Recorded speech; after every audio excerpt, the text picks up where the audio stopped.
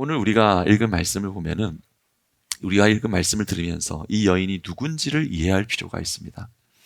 이 여인이 누구인가? 우리가 읽은 22절 말씀은 여인에 대해서 이렇게 소개를 하고 있거든요. 가나안 여자 하나가 그 지경에서 나와서라고 말을 하고 있습니다. 가나안 여자라고 했는데 단순히 마태가 기록하는 이 말씀 속에서는 단순히 이 여인이 속한 지역을 설명하고 있는 말이 아닙니다. 더 깊은 의미가 있는 것이죠. 병행 본문인 마가복음 7장을 보면은 이 여인에 대해서 어떻게 소개를 하고 있냐면 26절 말씀에 그 여자는 헬라인이요 수로보니게 족속이라 자기 딸에게서 귀신 쫓아내 주시기를 간구하거늘 이라고 말하고 있어요. 성경이 기록될 당시, 그러니까 1세기 유대사회 속에서 이 지역에 사는, 지역을 가리키는 말은 가나안이라는 말을 쓰지 않고 마가복음에 기록되어 있는 것처럼 수로보니게 사람, 수로보니게라는 명칭을 사용했습니다. 그러니까 당시 1세기 사회에서 가나안이라는 말은 사어가 되었습니다. 좀 생각을 해보면 우리 어른들이 이해하실 거예요. 지금은 미얀마라고 하지만 예전에는 뭐라 그랬죠? 버마라고 했죠. 그런 것들 기억하시죠? 예전엔 버마라 그랬잖아요. 그리고 우리는 네덜란드가 더 익숙하지만 이전 시대 사람들은 뭐죠? 화란이라 그랬죠. 화란이라고. 쉽게 말한다면은 여러분 지금을 중국이라고 하지 예전에는 중공이라 그랬죠. 중공. 그렇죠? 중공 예전에 뭐 청나라. 우리 청나라라 그렇게 부르지 않지 않습니까? 사어가 된 거잖아요. 당시 1세대 사회에서 가나안이라는 명칭 자체는 시대 속에서 사라진 지가 수세기가 지난 이후였습니다. 그래서 성경을 유심히 보면 신약 성경에서 가나안이라는 칭호는 마태복음 오늘 우리가 읽은 말씀에 처음이자 마지막으로 등장하고 신약 성경에 등장하지 않습니다. 당시 사람들은 가나안 사람이라는 말을 사용하지 않았어요.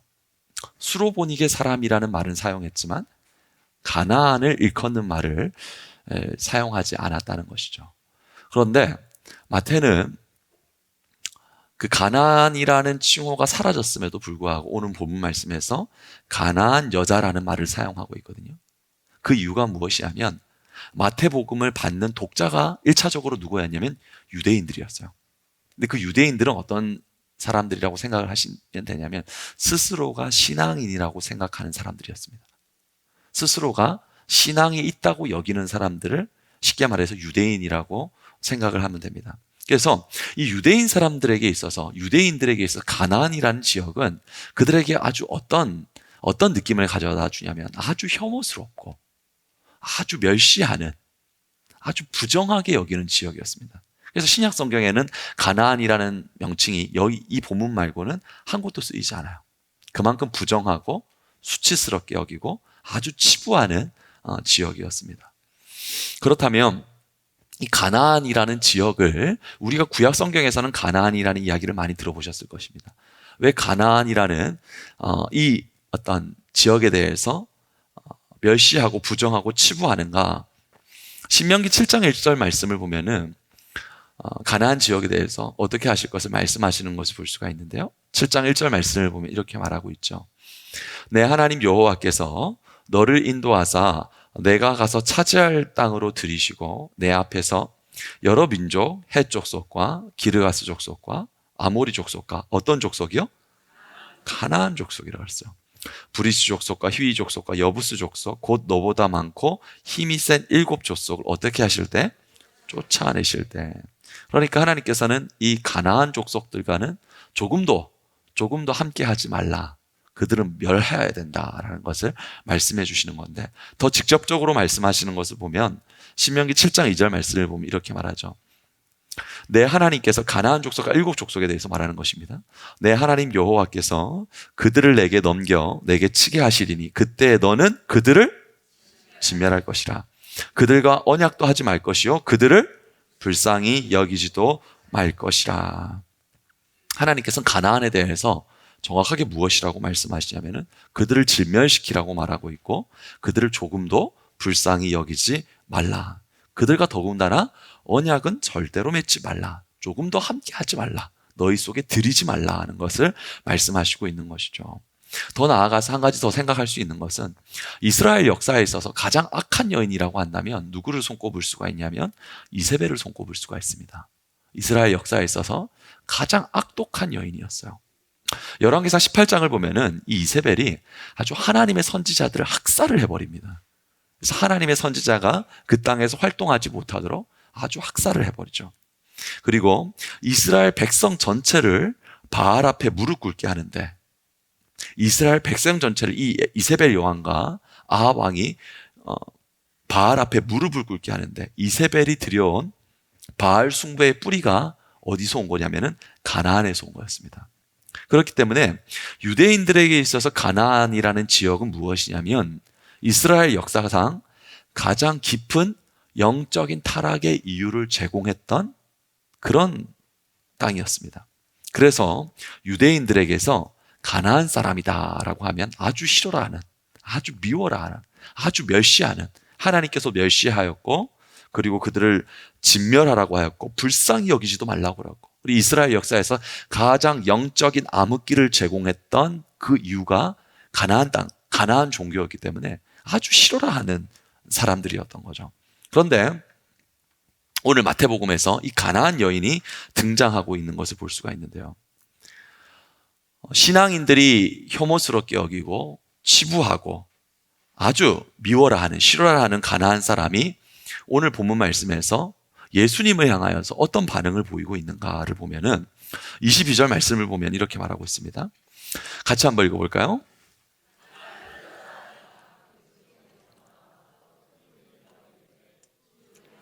자손이여 나를 불쌍히 여기소서. 22절에 중요한 단서를 우리에게 말해주고 있는데요. 가나안 여자 하나가 나와서 이렇게 말하고 있어요. 소리를 질러 이르되 예수님을 향하여서 무엇이라고 말하고 있냐면 주 다윗의 자손이여 나를 불쌍히 여기소서 이렇게 말하고 있어요. 여기서 다윗의 자손이여 라고 예수님을 향하여서 말하고 있는데, 다윗의 자손이라는 것은 무엇을 뜻하는 것이냐면은 하나님께서 장차 이 땅에 보낼 메시아를 뜻하는 거예요. 그러니까 다윗의 자손이라고 부르는 것은 당신은 하나님의 아들이고 당신은 구원자이고 당신은 메시아이고 당신에게는 하늘의 능력이 있습니다, 이 말을 선포하는 것과 똑같은 거예요. 그래서 이 다윗의 자손에 대해서 구약 성경에 대해서 예언을 하기를, 어떤 예언을 하느냐면은 예레미야 23장 5절 말씀을 보면은 다윗의 자손에 대해서 이렇게 예언을 하고 있죠. 예레미야 23장 5절과 6절 말씀인데, 여호와의 말씀이니라 보라 때가 이르니니 내가 누구에게? 다윗에게 한 의로운 가지를 일으킬 것이라. 다윗의 후손 가운데 한 의로운 가지를 일으킬 것이라. 그가 무엇이 되어? 왕이 되어 지혜롭게 다스리며 세상에서 정의와 공의를 행할 것이며 그의 날에는 유다는 구원을 받겠고 이스라엘은 평안히 살 것이라. 다윗의 자손이 하나님의 자녀로 와서 하나님의 아들로 와서 그가 왕이 되어 이스라엘을 다스릴 것이고 구원할 것이고 이스라엘을 평안하게 할 것이다. 그분이 다윗의 자손이라는 거예요. 메시아라는 거죠. 구원자라는 거죠. 이사야서 11장 1절 말씀을 봐도 이렇게 말하고 있는 것을 볼 수가 있는데요. 이새의 줄기에서 한 싹이 나며 그랬잖아요. 여러분, 이새가 누구죠? 다윗의 아버지잖아요. 그러니까 다윗의 후손을 말하는, 이 싹이 난다는 것은 다윗의 후손 가운데 난다는 걸 말하는 거죠. 이새의 줄기에서 한 싹이 나며 그 뿌리에서 한 가지가 나서 결실할 것이요. 여러분 같이 한번 읽어보겠습니다.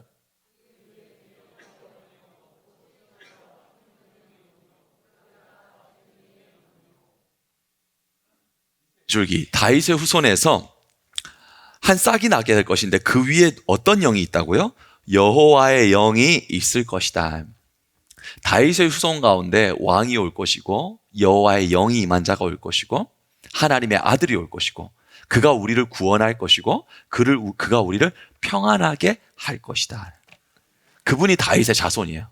그분이 메시아예요. 그분이 구원자예요. 여러분, 그분이 사람의 몸을 입고 오신 분이 누구시죠? 바로 예수님이에요.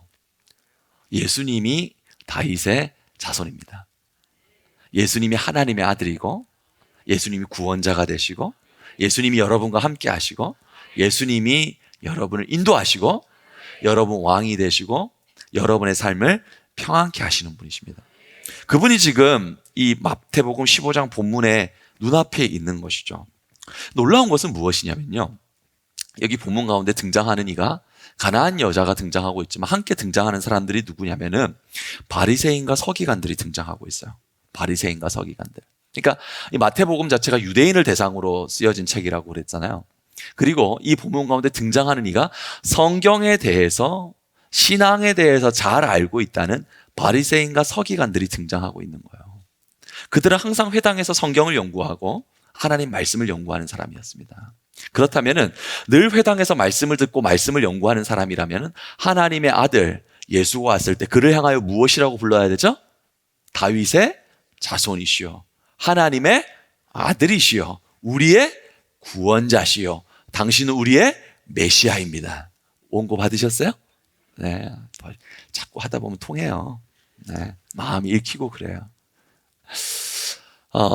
여러분 그렇게 불러야 됩니다. 그런데 놀라운 것은 마태복음에서 이 종교인들, 바리새인과 서기관들은 예수님을 향하여 단 한 번도 다윗의 자손, 구원자, 메시아라고 부른 적이 단 한 번도 없습니다. 성경을 연구하는 사람들이에요. 너무나도 교회에 대해서 잘 알 수 있어요. 그런데요, 그들은 예수님을 향하여서 뭐라고 호칭하였냐면은 바알세불의 아들이라고 그랬고, 미혹해 하는 자라고 그랬고, 선생이라 그랬고, 이 사람이라 그랬어요. 마태복음 12장 38절을 보면은 그들이 예수님을 향하여 무엇이라고 불렀는지를 볼 수가 있는데 이렇게 말하고 있습니다. 같이 한번 읽어보겠습니다. 그때 서기관과 바리새인 중 몇 사람이 말하되 선생님이여 우리에게 표적 보여주시기를 원하나이다. 예수님을 향하여 선생이라고 불렀지만 여러분 맥락을 보면은 선생의 뜻 가운데 조롱과 희롱이 담겨 있어요. 하나님의 아들, 구원자, 메시아, 우리의 왕이 되실 분인데, 우리의 왕이신 분인데 그를 조롱하여서 선생이라고 불러요. 그리고 그들이 또 뭐라고 부르냐면은 선생이라고 부르고 이 사람이라고 부릅니다. 이 사람. 아주 낮은 호칭이죠. 마태복음 9장 3절을 볼까요? 같이 읽어보겠습니다.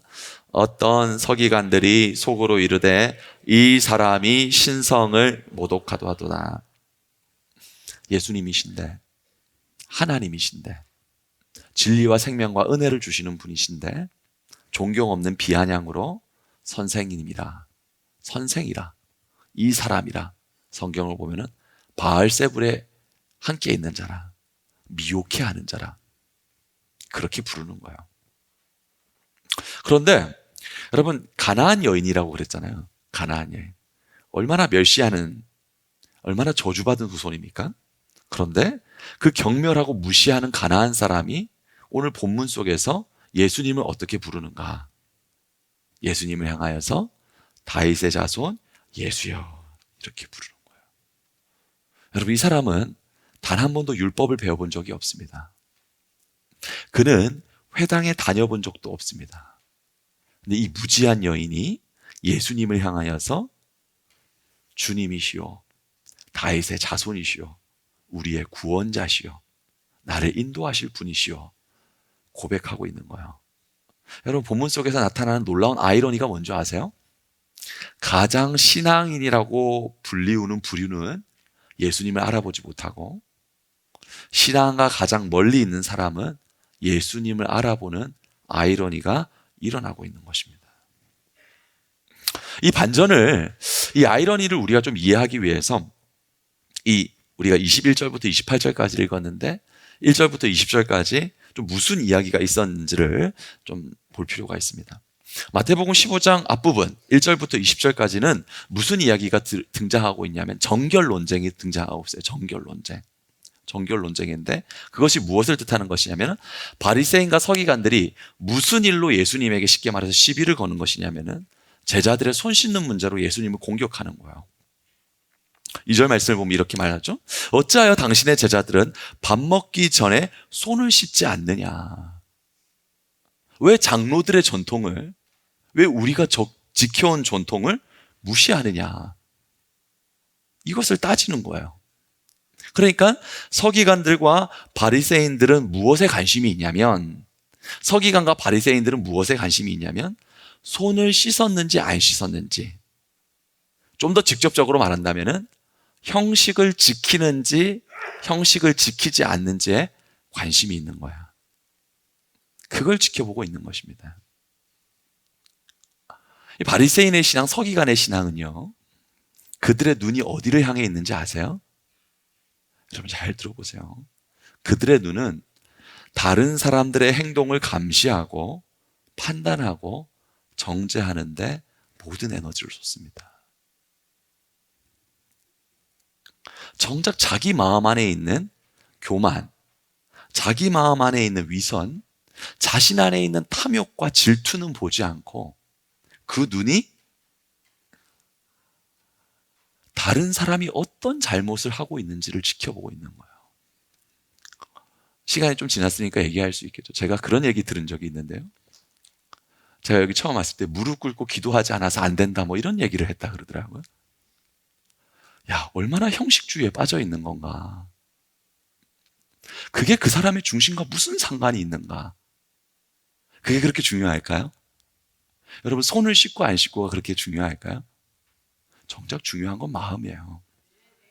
무릎 꿇고 기도하고, 여러분 무릎 꿇고 기도하는 분 중에서요, 저는 무릎 꿇고 장엄하게 무릎 꿇고 기도하지만 그분의 입술 속에 무서운 시기와 질투와 분노가 있는 걸 본 적이 있어요. 기도는 화려해요. 형식은 화려해요. 근데 그 안에 생명은 조금도 없어요. 예수 잘 믿는 흉내 잘 낼 수 있어요. 근데 들으면 알거든요. 그 안에 진짜는 없어요. 예수님께서 겉만 바라보고 형식만을 바라보고 있는 자들에게 안타까워서 무엇이라고 말씀하시냐면은 마태복음 15장 11절을 보면 이렇게 말씀하시는 거예요. 입으로 들어가는 것이 사람을, 입에서 나오는 그것이 사람을 더럽게 하는 것이라. 여러분, 사람을 더럽게 하는 게 손 씻고 형식을 지키고 장로들의 정통을 지키고 안 지키고가 중요한 게 아니라, 진짜 문제는 무엇이냐면 형식을 지키느냐 지키지 않느냐의 문제가 아니에요. 진짜 문제는 무엇이냐면 마음에 무엇이 있느냐의 문제라는 거예요. 마음에 무엇이 있느냐. 그런데 교회도, 목회자들도, 성도들도 성령님의 감동 가운데 마음의 중심을 볼 수 있는 눈을 다 잃어버리니까 뭘 보고 있냐면 형식 보고 있는 거예요. 여러분, 형식을 보기 시작하잖아요. 진짜는 다 떠납니다. 생명이 없거든요. 여러분, 진짜 문제는 뭐냐면 장로들의 전통을 지켜서 손을 씻느냐 안 씻느냐, 예수님 그게 중요하다고 말하지 않아요. 진짜 문제는 뭐냐고요? 너희 마음에 무엇이 있느냐는 거예요. 너희는 너희 마음을 보고 있느냐라는 거예요. 우리 중직들 여기 계시는데요, 여러분 중직들 깨어 있으셔야지 돼요. 여러분, 중직들이 깨어 있으면 교회는 그대로 무참히 내려앉는 겁니다. 여러분, 중심을 볼 수 있어야 되고 생명을 볼 수 있어야 되지, 중심을 하나도 보지 못하고 형식을 지키느냐 안 지키느냐의 문제로 가게 돼버리면 속일 수가 있어요. 속일 수가 있어요. 천사의 틀을 쓰고 마귀가 올 수 있는 거예요. 그러면요, 여러분 생명을 얻지 못하면, 양떼들의 특징을 못하면 건강한 음식을 먹지 못하잖아요. 그러면 진짜 건강한 게 뭔지를 몰라요. 그저 그러면서도 사람 앞에서 비위 맞추고 박수 쳐주고 예쁘다 예쁘다 잘한다 잘한다, 그게 진짜 줄 알아요. 성령이 떠나시죠. 여러분, 제 말 알아들으시겠습니까? 두렵고 떨리는 마음으로 들으셔야 돼요. 주님께서 뭐라고 말씀하시냐, 마태복음 15장 19절을 보면 이렇게 말하고 있죠. 마음에서 나오는 것은 악한 생각과 살인과 간음과 음란과 도둑질과 거짓 증언과 비방이니, 같이 읽어봅니다. 이런 것들이 사람을 더럽게 하는 것이라는 것입니다. 이런 것들이 사람을 더럽게 하는 것이지, 왜 손 안 씻고 밥 먹는데 장로들의 전통을 어기니까, 왜 무릎 꿇고 기도하지 않으니까, 그거는 말도 안 돼. 이거는 코미디. 이런 것들이 사람을 더럽게 하는 것이요, 씻지 않은 손으로 먹는 것은, 같이 읽습니다, 사람을 더럽게 하지 못하느니라. 성령의 감동으로 들을 수 있는 은혜의 백성들 될 수 있기를 축원합니다. 바리새인들은요, 바리새인들 자기 손도 안 봐. 자기 손도 안 보고 남의 손이 더러운지 안 더러운지 남에게만 시선이 향해 있어요. 근데 예수님은 그들에게 뭐라고 말씀하는 줄 아세요? 너희 마음이 더럽다라고 말하는 거예요. 그들은 하나님의 말씀을 말하는 자들이었지만 속으로는 가장 더러운 사람들이었어요. 근데 이 정결 논쟁 후에 예수님께서 그 직후에 가시는 것이 바로 어디냐면 이 수로보니게 지역, 가나안 지역, 가장 더럽고 가장 멸시하고 가장 혐오받는 지역으로 오세요. 이 가나안 여인을 만나시는 거예요. 의미가 있죠. 겉으로 볼 때는 가장 더러워요. 가나안 사람이기 때문에. 주님이 진멸하라 했던 그 죄의 전통들, 그 이세벨의 후손들, 겉으로 볼 때 가장 저주받고 가장 더러워요. 근데 놀라운 거 뭔지 아세요? 이 여인은요, 겉으로 볼 때 더러울 수 있지만 그 마음 가운데는 무엇이 있냐면 다윗의 자손 예수여 나를 불쌍히 여기소서, 그 마음이 있어요.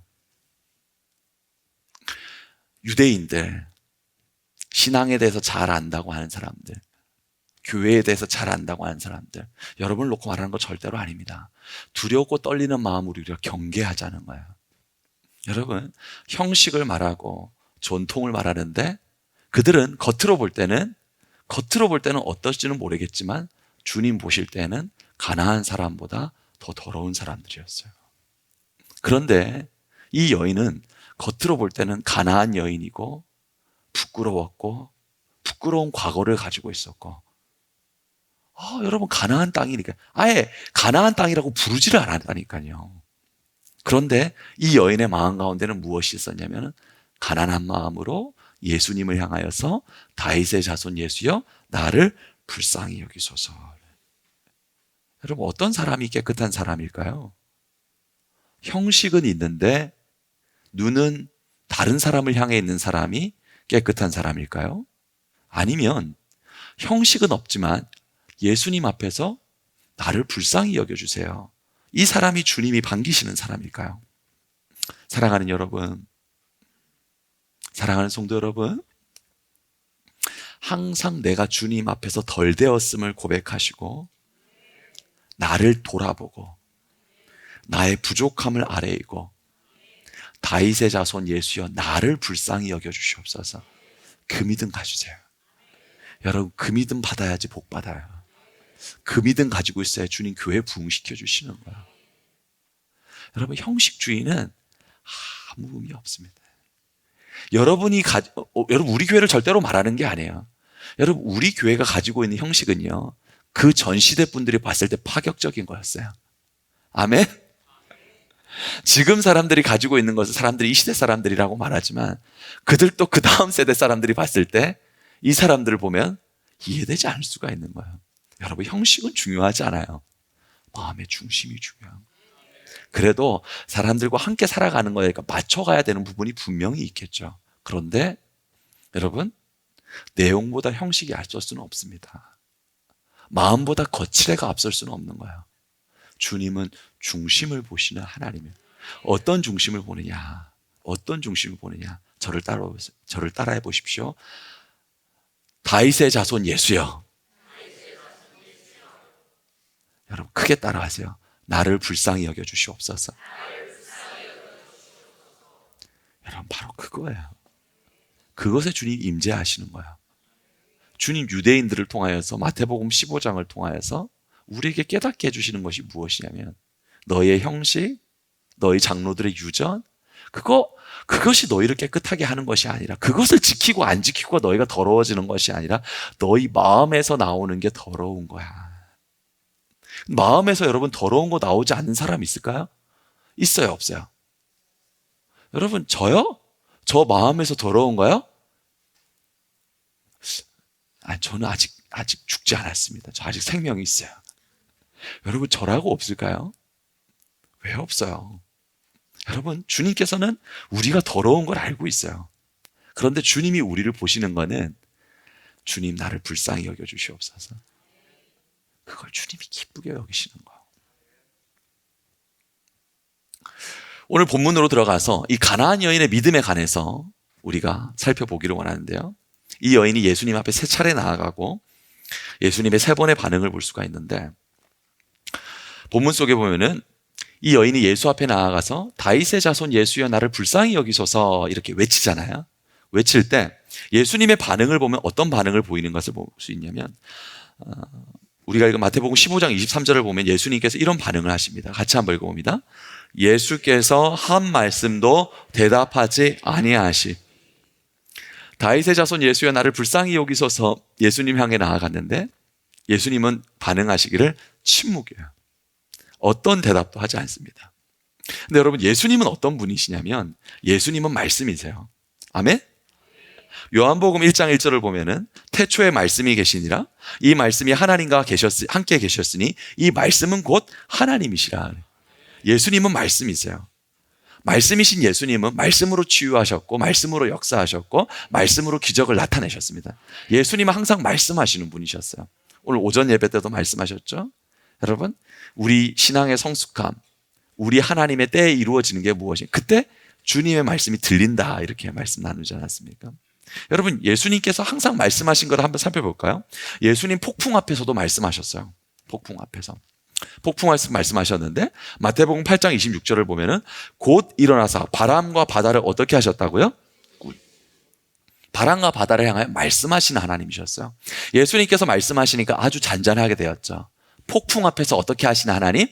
말씀하시는 주님이시다 하는 것입니다. 예수님은 말씀하시는 주님이세요. 또 한번 볼까요? 죽은 나사로 앞에서 예수님 어떻게 하셨죠? 아니, 죽은 나사로 앞에서 말씀하셨어요. 예수님은 말씀하시는 분이세요.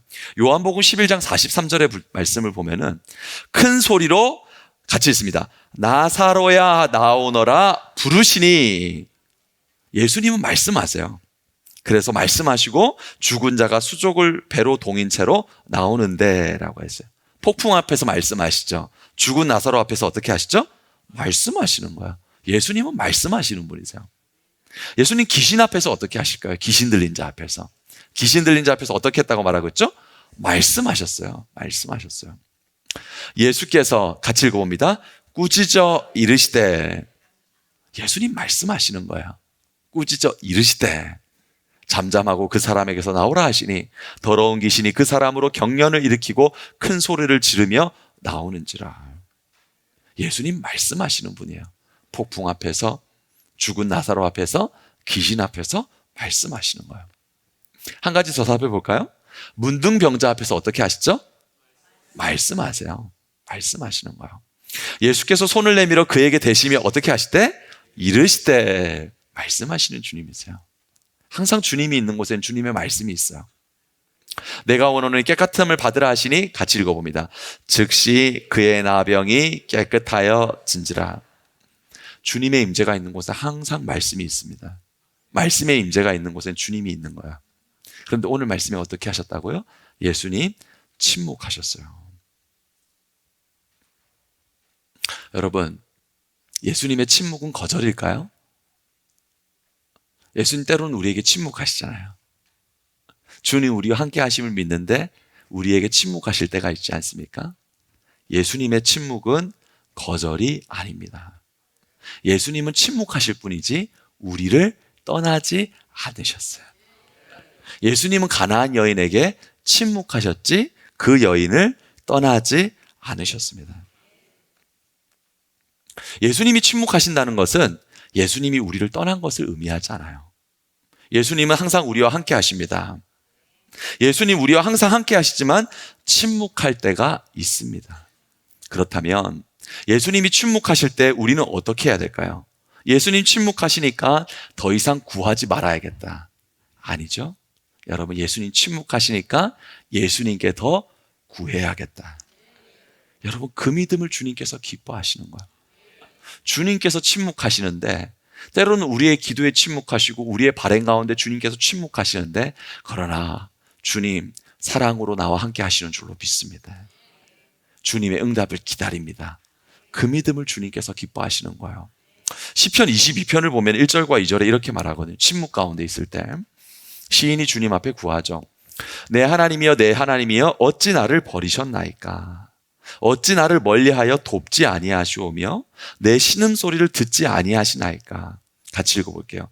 내 하나님이여 내가 낮에도 부르짖고 밤에도 잠잠하지 아니하오나 응답하지 아니하시나이다. 주님 침묵하고 계시잖아요. 침묵하고 계시는데 시편 22편의 시인은 어떻게 하냐면 그럼에도 불구하고 내가 낮에도 어떻게 한다고요? 부르짖고 밤에도 잠잠하지 아니하더래. 침묵하지만 부르짖는 거예요. 우리 수산나 여전도의 회원들과 우리 오후예배 성도들 이 자리에 함께 하시는데, 여러분 주님이 침묵하시는 것 같아도 주님께 부르짖으세요. 주님이 침묵하시는 것이지 가장 놀라운 사실은 여러분을 떠나지 않으셨다는 것입니다. 낮에도 부르짖고 밤에도 잠잠하지 아니하였을 때 하나님께서 어떻게 하시느냐. 시편 22편 24절 말씀을 보면 이렇게 말해요. 같이 읽어봅니다. 그는 공고한 자의 곤고를 멸시하거나 싫어하지 아니하시며 그의 얼굴을 그에게서 숨기지 아니하시고 그가 울부짖을 때 들으셨도다. 주님의 침묵은 거절이 아니죠. 주님은 떠나지 않으시기에 우리의 부르짖음을 듣고 계시는 분이시죠. 여러분, 이 가나안 여인, 사람들이 치부하는 여인, 율법을 배운 적도 없는 여인, 회당을 다녀본 적도 없는 여인. 근데 이 여인은요, 주님께서 침묵하지만 그 자리를 떠나지 아니하고 주님 앞에 구하는 믿음이었어요. 그 믿음 기뻐하시는 거야.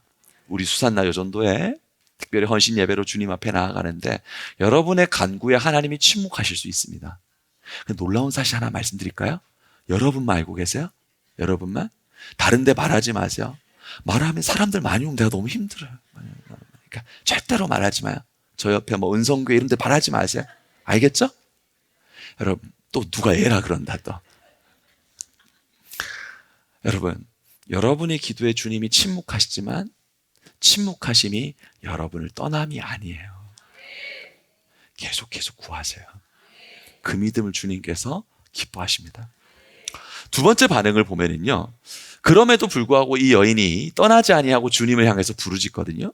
부르짖을 때 예수님께서 어떻게 반응하시는가를 보면은 24절 말씀을 보면 이렇게 말하고 있습니다. 같이 한번 읽어보겠습니다.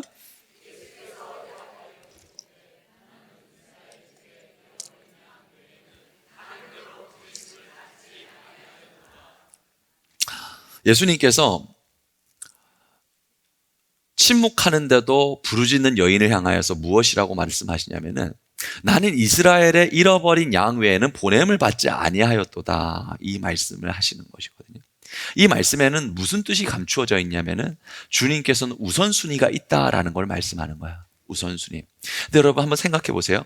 우선순위가 있다, 먼저 우선순위가 있다라는 것은 무엇을 말하냐면은 그 다음이 없다라는 걸 뜻하는 건가요? 아니죠. 우선순위가 있으니까 그 다음이 있다라는 거죠. 여러분, 그 은혜의 틈을 볼 수가 있어야 돼요. 하나님이 우선순위가 있는데, 그럼 우선순위가 있으니까 주님 우선순위하고 끝내시는 분인가요? 그렇지 않아요. 우선순위 그 다음이 있다라는 거예요. 주님은 그 믿음을 기쁘게 여기세요.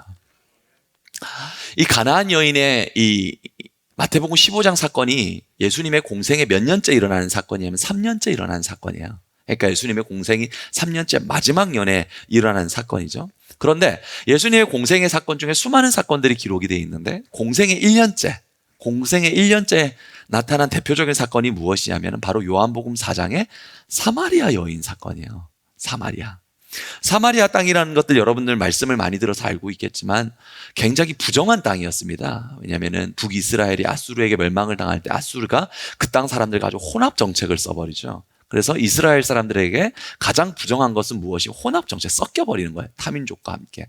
그렇기 때문에 유대 사람들은 사마리아 땅을 정면으로 통과하지 않고 우회해서 통과했거든요. 근데 그만큼 부정한 동네 사람들이었다고요. 근데 여러분, 공생의 1년에 무슨 일이 있었냐면은 사마리아, 그 부정한 땅 사마리아에 결혼을 5번 실패한 여인이 있는데 예수님 그 여인을 만나서 정결하게 하셨어요? 부정하게 하셨어요? 예수님 그 여인 고쳐주셨어요? 안 고쳐주셨어요? 그 소문이 났을까요? 안 났을까요? 여러분, 무슨 근거로 그렇게 말하세요? 무슨 근거로 그렇게 말하세요? 성경을 근거로 나한테 대답을 하세요. 성경을 근거로.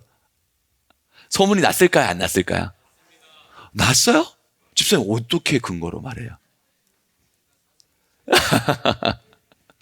제가 성경으로 말씀드릴게요.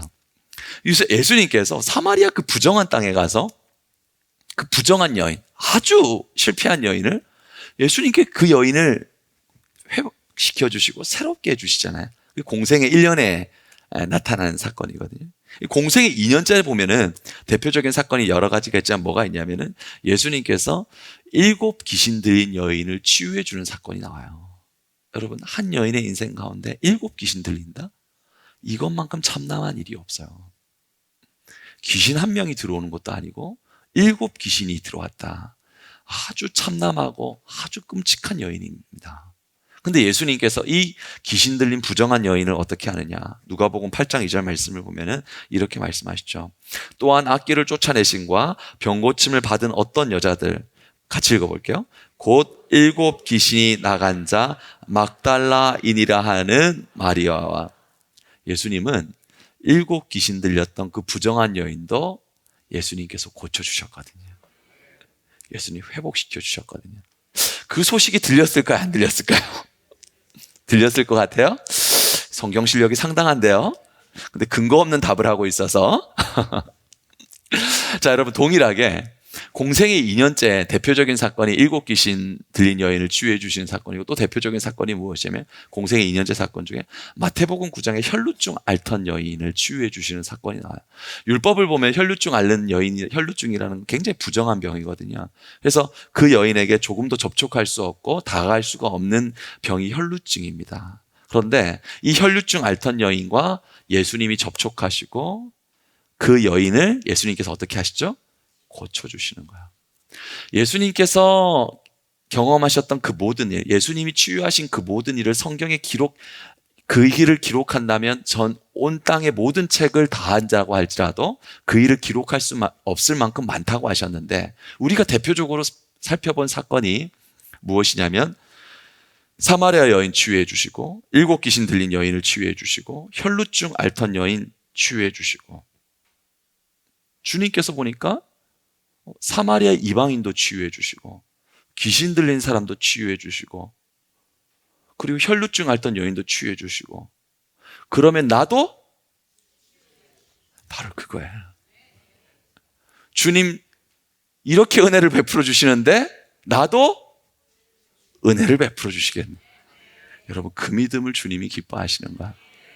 여러분, 소문이 났을까요? 안 났을까요? 제가 여러분에게 물어봤죠. 소문 났어요. 집사님, 맞아요. 근데 그 근거가 어디냐면 마태복음 4장 24절 말씀을 보면은 이걸 이렇게 말해요. 그의 소문이 어떻게 돼 있죠? 온 수리아에 퍼진지라. 여러분, 수리아라는 이 지역에 가나안이 포함이 되어 있거든요. 가나안 사람들이 예수님께서 그 부정한 여인, 이방인의 땅에 있는 사람도 어떻게 하셨더라? 고치셨더라. 7 귀신 들린 그 참남한 여인도, 혈루증 앓던 그 여인도, 그러면 나도 고치실 것이라. 여러분, 이 여인에게 그 믿음이 있었던 거예요. 가나안 온 지역에 소문이 났어요. 어떤 소문이 났냐면 예수님은 자격 없는 자도 받아주신다. 나 같은 사람도 받아주신다. 결혼에 5번 실패한 여인도 받아주시는데 나 같은 사람도 받아주신다. 여러분, 그 믿음 주님이 기뻐하시는 거예요. 여러분, 주님 앞에 나아가 구하실 때 우리 특별히 수사 넣어준다. 하나님, 나도 은혜 받고 싶어요. 나도 치유해 주세요. 나도 회복시켜 주세요. 나도 역전시켜 주세요. 주님께서 그렇게 말씀하시고, 나는 이스라엘에 잃어버린 양 외에는 보내심을 받은 적이 없다. 하나님, 우선순위를 해결하고 그 다음 나 해결해 주시면 되잖아요. 그 믿음 가진 거예요. 참 귀한 믿음이죠. 교회 다닌 적도 없고 회당 다닌 적도 없고 율법 배운 적도 없는데 주님에 대한 소문만 듣고도 주님 내게 은혜 베풀어 주세요. 얼마나 귀한 믿음입니까? 그럼에도 불구하고 이 여인이 25절 말씀에서 이 상황 속에서 예수님에게 뭐라고 말하죠? 같이 한번 읽어볼게요. 여자가 와서 절하며 이르되 주여 저를 도우소서. 하나님, 그 사람들 다 고쳐주셨는데 저도 고쳐주시고 저도 은혜 베풀어 주세요. 큰 믿음이죠. 그런데 예수님께서 이 여인에 대해서 세 번째 어떤 반응을 보이는 걸 볼 수가 있냐면 26절 말씀입니다. 같이 한번 읽어보겠습니다.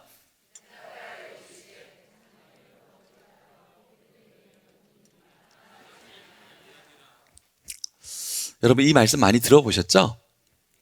가장 날카로운 표현이거든요. 근데 여러분 오늘 좀 말씀을 좀 한번 깊이 한번 우리 같이 한번 살펴보자고요. 여기서 우리가 주목해야 될 것이 있는데 헬라어에서는 개를 표현하는 두 가지 단어가 있습니다. 개를 표현하는 두 가지 단어가 있는데 하나는 무엇이냐면 퀴온이라고 그래요. 퀴온. 퀴온은 뭐냐면은 거리의 들개를 뜻하는 것이죠. 그런데 또 하나의 개를 칭하는 명칭이 있습니다. 그것은 퀴나리온인데 애완견을 뜻하는 거예요. 그러니까 퀴온은 뭐죠? 퀴온은 거리의, 퀴나리온은 유대 사회에서 개를 부정하게 여겼거든요. 근데 그 부정한 개를 가리킬 때는 다 뭘 썼을까요? 퀴온을 썼어요. 그래서 마태복음 7장 6절을 보면은 이렇게 말하거든요. 예수님께서 말씀하실 때 같이 한번 읽어보겠습니다. 거룩한 것을 개에게 주지 말라 할 때 이 부정적인 거를 말할 때 퀴온이라는 단어를 쓰세요. 퀴온이라는 단어를 쓰는데, 그렇다면은 오늘 주님께서 이 본문 속에서 말씀하실 때 말씀을 자세히 보면은 주님께서 퀴온을 쓰지 않고 퀴나리온이라는 표현을 쓰세요. 자녀의 떡을 취하여 개들에게 주님이 마땅하지 아니하다고 할 때 주님께서는 무엇을 뜻하는 겁니까? 당시 사회에, 여러분 그때 당시가 그리스 로마 문화 시대였기 때문에 그때 기록들을 보면 팔레스타인 상위층에도 애완 문화가 있었습니다. 그러니까 예수님께서 그 삶을 배경으로 말씀하시는 것이죠. 주인의 상에 있는 떡을 취하여 개들에게 줌이 마땅하지 아니하다 할 때 이 개를 무엇을 말하는 것이냐면 애완견을 말하는 거예요.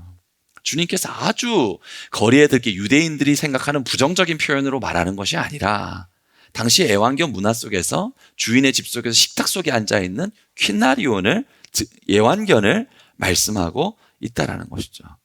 여러분, 개 키우시는 분이 있습니까? 개 키우시는 분이 있어요? 누가 예하셨죠? 누가?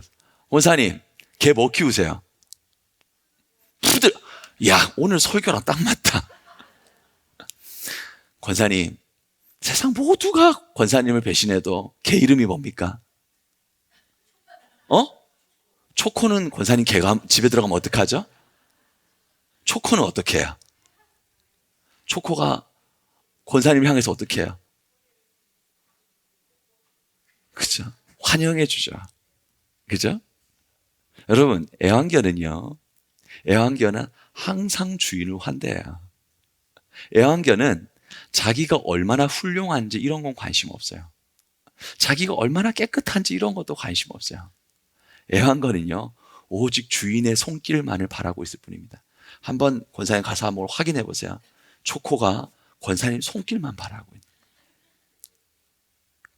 여러분, 이 여인의 믿음이 어떤 믿음이냐, 무엇을 말씀하신지 아시겠죠? 이 여인의 믿음이 바로 그와 같은 믿음이었어요. 애완견이 주인만 바라보고 주인의 상에서 떨어질 것만 기대하고 그저 주인이 좋으면 얼마나 좋은지 꼬리를 흔들고 발을 흔들고, 가끔가다 여러분 유튜브를 보면은 개들의 임종 장면 여러분 봤어요? 못 봤어요? 못 봤어요? 못 본 분들은 경건하지 않은 분들인데 한번 보세요. 개는요, 죽을 때도 주인의 음성을 들으면 꼬리를 흔들어요. 네, 그게 바로 애완견이에요. 근데 예수님께서 주인의 떡을 취하여 애완견에게 줌이 마땅하지 아니하다고 할 때 이 여인이 뭐라고 말하고 있냐면 15장 27절에 이렇게 말합니다. 같이 읽어봅니다. 여자가 이르되 주여 올소이다. 개들도 주인의 상에서 떨어지는 부스러기를 먹나이다. 그 애완견이 주인을 바라고 주인의 손길을 바라고 절대로 주인을 배신하지 않고 주인만 바라보고 있잖아요. 하나님, 제가 그와 같은 마음으로 주님을 바라봅니다. 여러분, 주님이 이거 기쁘게 여기시는 거예요. 사랑하는 성도 여러분, 주님 어떤 마음으로 바라보고 계세요? 우리 성은교회의 믿음, 우리 성은교회 역사와 전통을 이어오고 앞으로 계승하고 나가야 될 믿음이 어떤 믿음일까요? 이 믿음이에요. 이 믿음이에요. 얼마나 충성스러워요. 얼마나 주인밖에 몰라요. 주인이 오면 얼마나 반겨요. 주님께서 이것을 보고 무엇이라고 말씀하시는 것을 볼 수가 있냐면 28절 말씀을 보면 이렇게 말하고 있는 것을 볼 수가 있습니다. 같이 읽어보겠습니다. 이에 예수께서 대답하여 이르시되 여자여 내 믿음이 크도다 내 소원대로 되리라 하시니 그때로부터 그의 딸이 나으니라. 주님께서는 그를 애완견 취급을 했지만 그 여인은 뭐라고 말해요? 올소이다. 올소이다. 내가 그와 같습니다. 나는 그와 같이 나는 예수님밖에 모릅니다. 주님의 은혜만을 구합니다. 주님 은혜 주시면 주인의 손에서 떨어진 부스러기 은혜라고 할지라도 내 모든 문제를 해결해 줄 줄로 믿습니다. 우리 주인이 그만큼 능력이 있고 우리 주인이 그만큼 은혜가 있고 우리 주인이 그렇게 좋으신 분입니다. 그 믿음으로 나아갈 때 예수님께서 여인을 향하여서 무엇이라고 말하냐면은 내 믿음이 크도다 그랬어요. 여러분 이 칭찬을 받는 사람이 마태복음에 딱 두 사람 나와요. 마태복음 8장에 백부장이 나오고 마태복음 15장에 바로 가나안 여인이 나옵니다. 여러분 가나안 여인은 어떤 사람이었다고요? 멸시하는 사람들이었어요. 아주 치부하는 사람이에요. 이 사람 성경 몰라요. 이 사람이요 장로들의 전통 그런 거 몰라요. 근데 주님은 이 여인을 부각시키시고 이 여인을 칭찬하시는데 이 여인은 어떤 믿음이 있느냐? 예수님이 침묵하여도 예수님 떠나지 않으니까 그 앞에 나아갑니다. 예수님께서 나는 우선순위가 있다라고 말씀하셨지만 주님의 은혜를 보았을 때 이방인도 치유해 주시고 귀신 들린 사람도 치유해 주시고 혈루증 앓았던 여인도 치유해 주신데 자격 없는 사람도 치유해 주시는데 저도 치유해 주실 줄 믿습니다. 기다리는 이 믿음 주님 기뻐하시는 거예요. 마지막 세 번째, 주님께서 애완견에게 주는 게 합당하지 아니하다. 주여 올소이다마는 그 애완견이 얼마나 주인을 바랍니까? 그 애완견이 얼마나 주인의 손에서 떨어지는 부스러기를 바라고 있습니까? 내가 그와 같은 믿음으로 주님의 은혜를 구합니다. 주인의 손에서 떨어지는 그 은혜가 내 귀신 들린 딸을 고칠 수 있을 줄로 믿습니다. 여러분 이 믿음 회복해야 돼요. 이 믿음이요 바리새인들의 믿음 주님 절대 칭찬하지 않아요. 서기관의 믿음 절대 칭찬하지 않아요. 율법 교사들의 믿음 절대 칭찬하지 않아요. 그러나 예수님을 바라고 침묵해도 기다리고 우선순위가 있으면 그 다음이 있는 줄로 알고 나는 그저 애완견 같은 그와 같은 마음으로 주인을 향해 충성하고 바라보고 기뻐하고 손길만을 바라볼 때 주님께서 뭐라고 말씀하시냐? 이 백성 중에 이만한 믿음을 본 적이 없노라 말씀하시는 거예요. 수산나 여전도의 회원들 이런 믿음 가질 수 있기를 주님의 이름으로 축원합니다. 여러분 반면에 예수님의 제자들 동가숙 서가식했던 예수님의 제자들은 어떤 믿음이었는지 한번 압축적으로 한번 살펴볼까요? 네 가지만 살펴볼게요. 예수님께서 마태복음에서 제자들에게 끊임없이 말하거든요. 마태복음 6장 30절입니다. 같이 한번 읽어보겠습니다.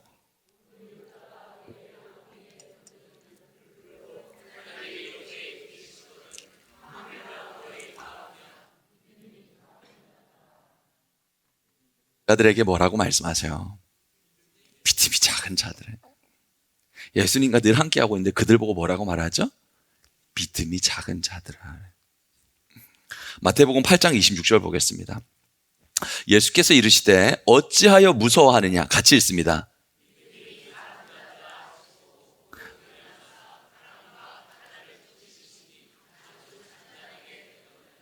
예수님과 늘 함께하고 있어요. 근데 그들을 보고 혼내시거든요. 훈계를 하시거든요. 뭐라고 훈계하시죠? 마태복음 14장 31절 보겠습니다. 예수께서 즉시 손을 내밀어 그를 붙잡으며 이르시되 같이 읽어볼게요. 항상 함께하고 있는 제자들인데 예수님 책망하세요. 왜 이렇게 믿음이 작니? 왜 이렇게 믿음이 작니? 부스러기 은혜라도 역사를 일으킨다는 것을 알지 못하고 왜 이렇게 믿음이 작니? 마태복음 16장 8절 볼게요. 예수께서 아시고 이르시되 어떻게 해요?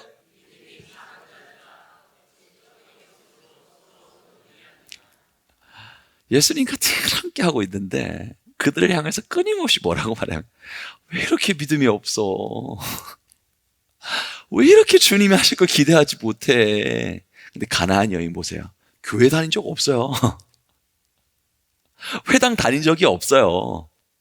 율법 말씀 배운 적이 없어요. 그런데요, 사람들은 예수를 향해서 누구도 세우지 않고 오히려 비아냥거리고 멸시하고 지켜보고 있고 팔짱 끼고 있고 조롱하고 있는데, 이 여인은 예수님을 향해서 다윗의 자손 예수여 그랬어요. 오히려 예수님 그 여인에게 침묵하셨는데요, 예수님 침묵하신다고 해도 나 떠나지 않으신 줄로 믿습니다 소리질러 부르짖어 예수님께 나아갔어요. 예수님 우선순위가 있다고 말씀하시는데요, 예수님께 이렇게 말했어요.